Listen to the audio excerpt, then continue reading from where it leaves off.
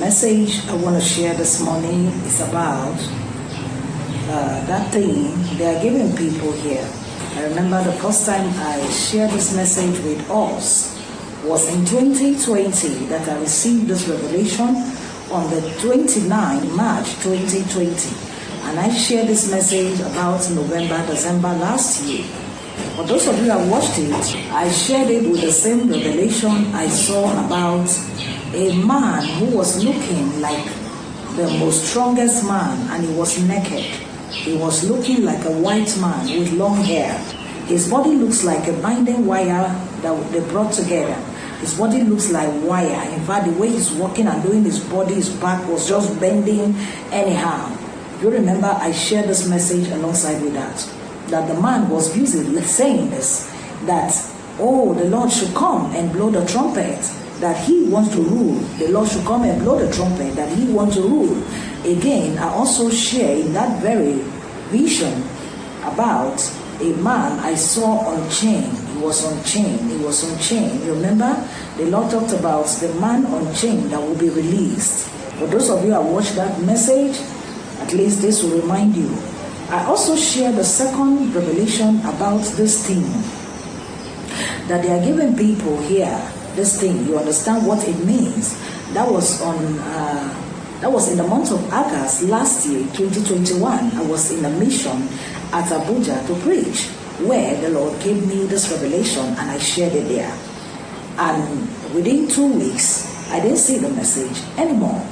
And this was it. If you remember, for those of you who listened to it, I shared how I saw a lot of people were in a queue in that revelation, including civil servants. And I saw like everyone folding up their clothes like this, everyone folding it up and leaving the upper arm where they are going to take that thing. Everybody standing on that line have their clothes, one hand folded up and leaving this particular place, so that they will come and give them that thing, standing on the queue. And while on that queue, I was also standing on that queue, folding my shirt, my clothes, one hand up as well. As they were giving it to them, I said, I'm not going to take it. I'm not going to take it. And they say, those of us that will not take it, if you're a civil servant, you're not going to work, you're not allowed to take your salaries. And I say to them, yes, I don't care. Even if I work or not, I don't care. I'm not going to take it. And at once, I saw myself running away from that queue. And I ran out of the queue. While I was going, as I was running, I looked up and I saw that the cloud was changing, as if the rapture was about to take place. And suddenly, I heard a voice. And this voice started saying, all those that took it will not make the rapture. Again, all those that do not take it and live in sin, yet they will not make the rapture. It is only those who refuse to take it and live a righteous and a holy life that will make it to rapture. Wow, this was what I heard. Then the second one I saw again. I saw that I was coming along 8 miles. For those of you who have been to Calabar or been in Calabar before, or are from Calabar, or maybe have visited Calabar, you should understand where 8 miles, the distance from 8 miles to stadium is. I saw uncountable number of people on a queue. The queue was as long as people started standing all the way at 8 miles. You can imagine that you will see that this is a very serious thing, that they brought everybody in the whole city to take this thing.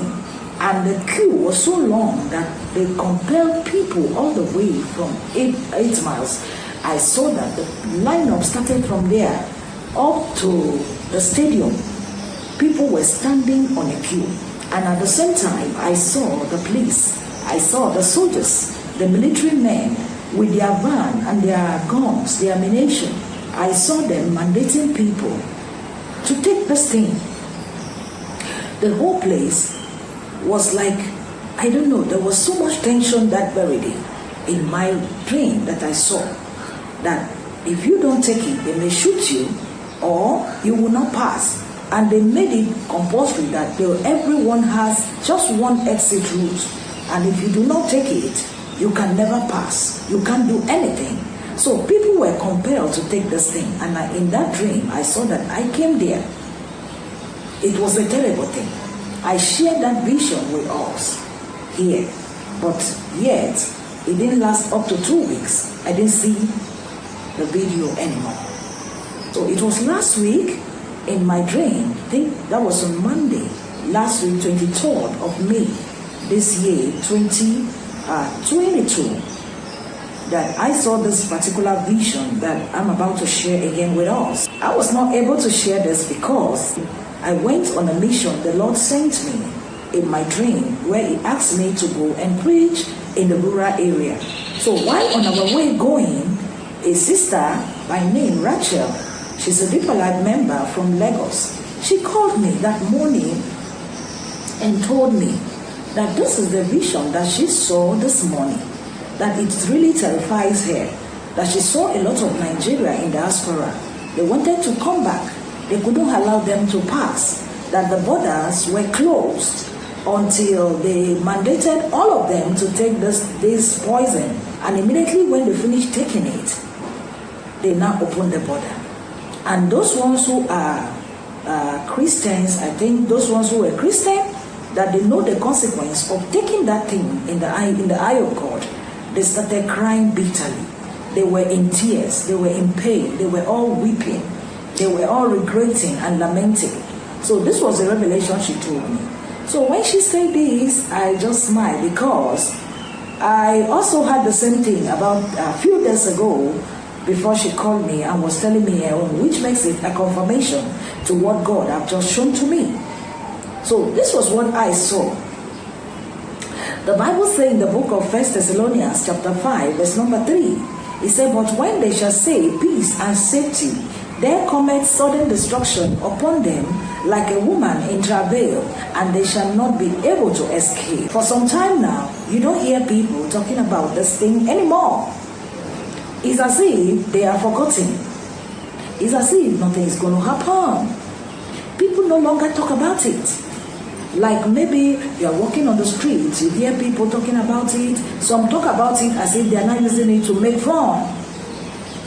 They call the name, they talk about it. Some will tell you in my office, they say if you don't take, no, we will not come to the office, they will not give us salary, they will not do this, they will not do that. So many people, they talk about it.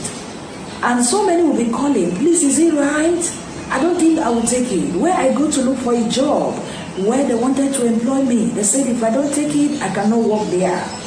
Some say I must be running a test day by day. It's like all this thing has just died down. No one seems to be talking about it anymore, until I saw in this vision that everyone are forgotten. At a time, people no longer think about it. Then suddenly, the people came in their numbers and they mandated everyone. The place was terrible, that anyone who do not take this thing can never do anything. And I saw that fear gripped the whole people. Everyone was in fear. So that multitude of people have taken this thing already in this revelation that I just saw. Then the people that did not take it, there are just few of them, just few people, which I was among the people that refused to take it. And this is what they say they are going to be doing on the people that did not take it. The people who took it, they allowed them access to what they are doing. They were moving freely. They were doing what they are going about their normal business. There are some are going to office, going to school, doing their normal thing. But those of us who refused to take it, wasn't easy. They told us they will give us a kind of punishment. And this is what they will be doing to us every day. Different punishment. Every day they will be giving us different punishment. The first day, I saw that they brought all our hands, our big tongue. They started cutting it. They will put it on something and cut it off. They cut my big tongue. They cut as well other people too. They cut other people that refused to take it as well. And blood was coming out and everyone was crying. And they say that is not all.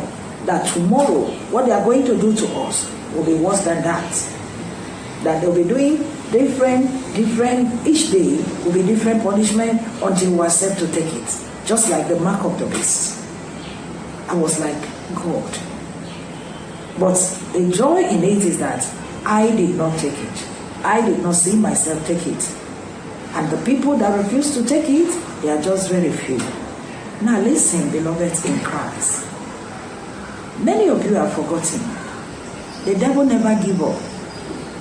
We, the children of God, we abuse sleeping. But we don't know the agenda of the devil. We, the children of God, abuse sleeping. The devil abuses strategizing on what they will do to us. Why not you wake up, put on your candlelight and continue to pray. Put on your lantern and continue to pray. So many people are not praying again. We believe that nothing can be done anymore.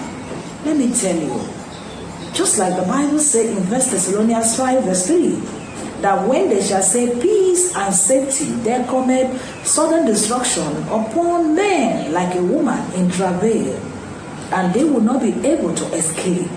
The devil never give up.